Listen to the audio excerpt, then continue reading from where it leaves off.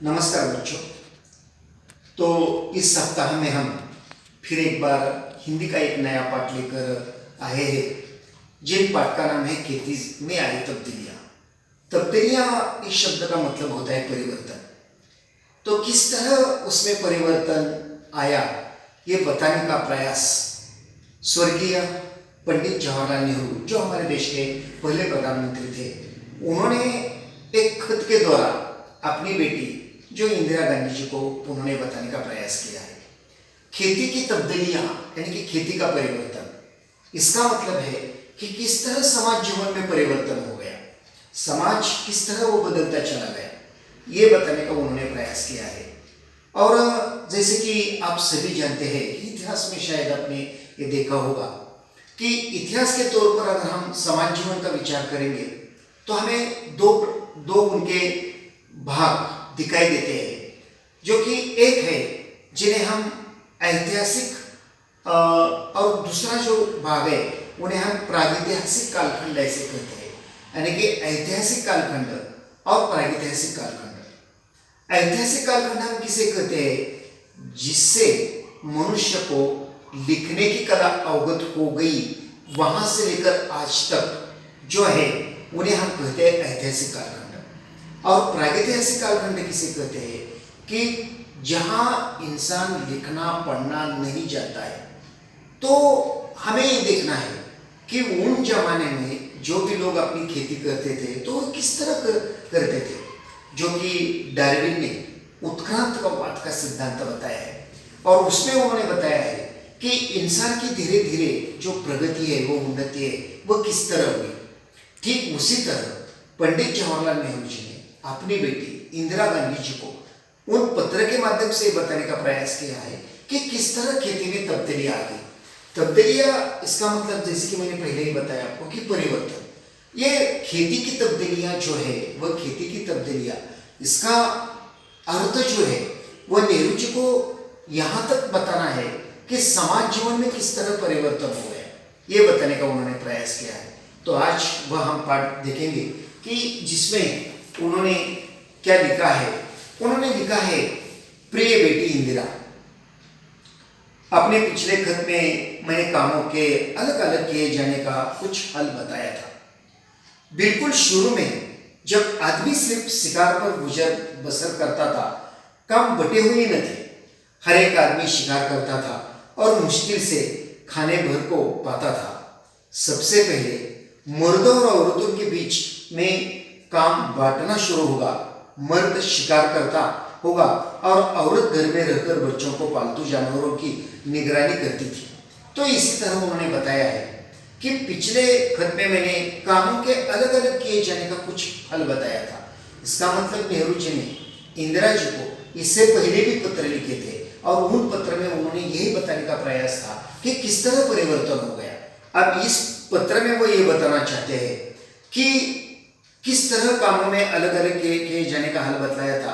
तो बिल्कुल शुरू में आदमी जो था वह केवल शिकार पर ही उनका सब गुजर बसर करता था। वहां तो खेती का आविष्कार भी नहीं हुआ था। आदमी जो केवल उनकी दो ही आवश्यकताएं थी, और जिनमें से उनकी पहली आवश्यकता थी जो कि उनकी भूख यानी कि उनकी पेट, और दूसरी जो उनकी आवश्यकता थी वो थी उनकी रक्षा। बस केवल दो ही, कि वह और कई जंगली जानवरों से अपनी रक्षा करता था और अपना पेट भरता था। बस इतना ही उनका उद्देश्य रहता था। लेकिन बाद में क्या हो गया कि हर एक आदमी शिकार करता था, मुश्किल से खाने भर को पाता था। सबसे पहले आदमी और उनकी औरत, उन दोनों के बीच में काम का बांटना, नेहरू जी लिखते हैं कि मुझे लगता है कि तब से शुरू हो गया। मर्द का काम क्या था? जो कि शिकार करना, और इसलिए वह जंगल में शिकार करने के लिए चला जाता था। उनका जो भी कोई अन्न है, उनका जो भी कुछ खाना है, बस केवल शिकार करके ही उनकी जिंदगी वो गुजर सकता था। बाकी तो कोई फसल नहीं, ना कोई अन्न है, ना कुछ नहीं है, बस केवल शिकार और शिकार है। तो उनकी जो कोई औरत है, वह औरत घर में रहती थी। अब उनका क्या काम था? तो उनके जो घर में जो कुछ बच्चे हैं, उन बच्चों की देखभाल करना और यानी कि उनकी निगरानी करना, ये उनका काम था। अब किससे उनकी निगरानी या किससे उनकी रक्षा करनी पड़ती थी?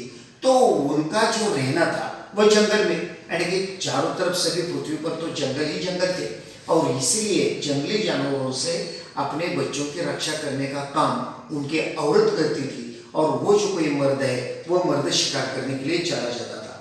जब आदमियों ने आगे चलकर वो इंसान की जो तरक्की हो गई, लेकिन तरक्की जो हो गई उसमें कई साल गुजर गए, कई हजारों साल गुजर गए, कई लाखों साल गुजर गए, और इसलिए आगे चलकर आदमी ने खेती करना तो सीखा, लेकिन बात ये हो गई कि बहुत सी नई नई बातें उनमें से निकली।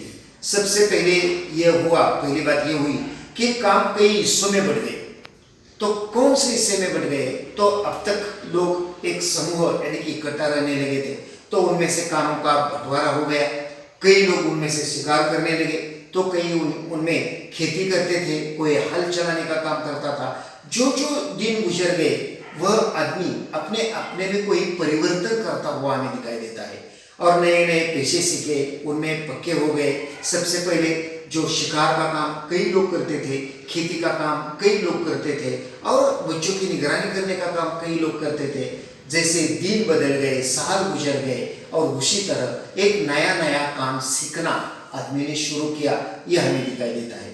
खेती करने का अब तो इंसान यहाँ तक आ गया कि वह खेती करना यानी कि खेती का आविष्कार उन्हें हो गया। अब उनका पेट पालने के लिए केवल शिकार ही उनका पर्याय था, अब ऐसे नहीं। अब वो खेती करने के लिए उन्होंने शुरुआत कर दी, और उनका खेती करने का बहुत अच्छा नतीजा ये हुआ कि गांव और कस्बे बन गए।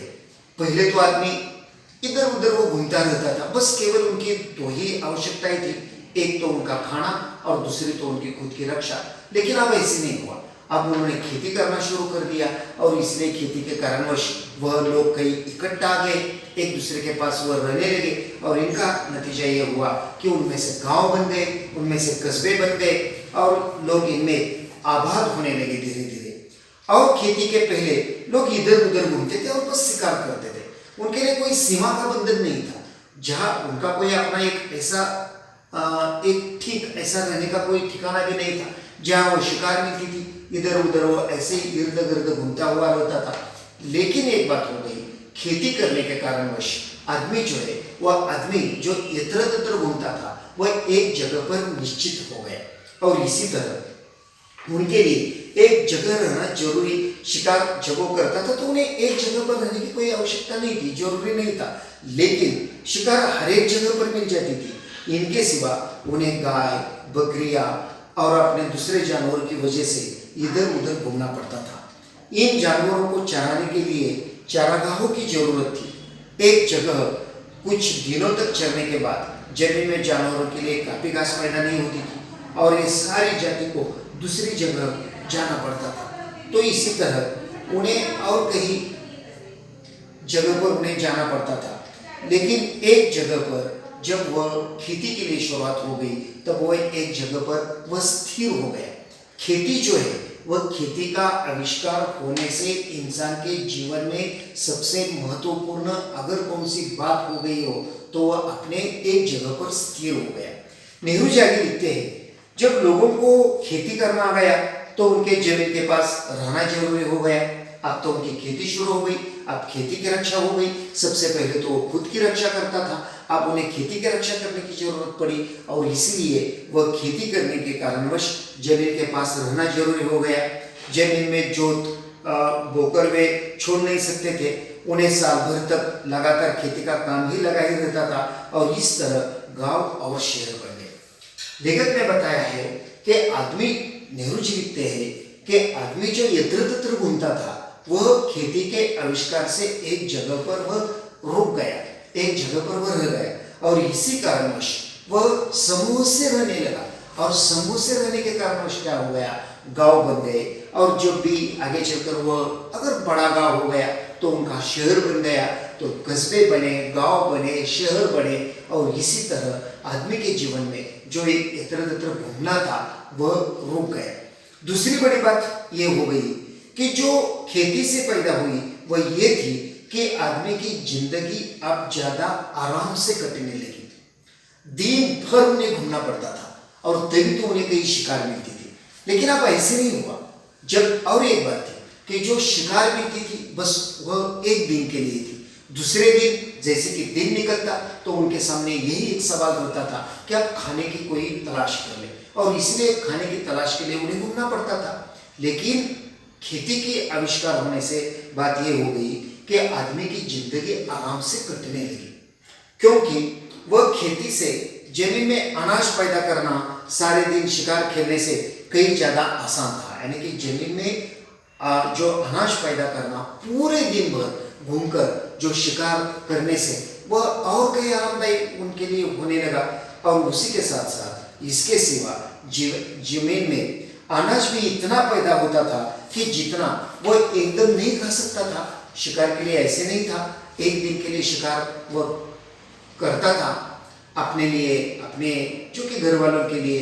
दूसरा दिन निकलता था तो दिन निकलते ही उन्हें शिकार के लिए जाना पड़ता था। अब ऐसे नहीं हुआ, उन्होंने जो भी कोई जमीन से जितना भी कोई अनाज निकलता है तो क्या वो एक दिन में खाता है?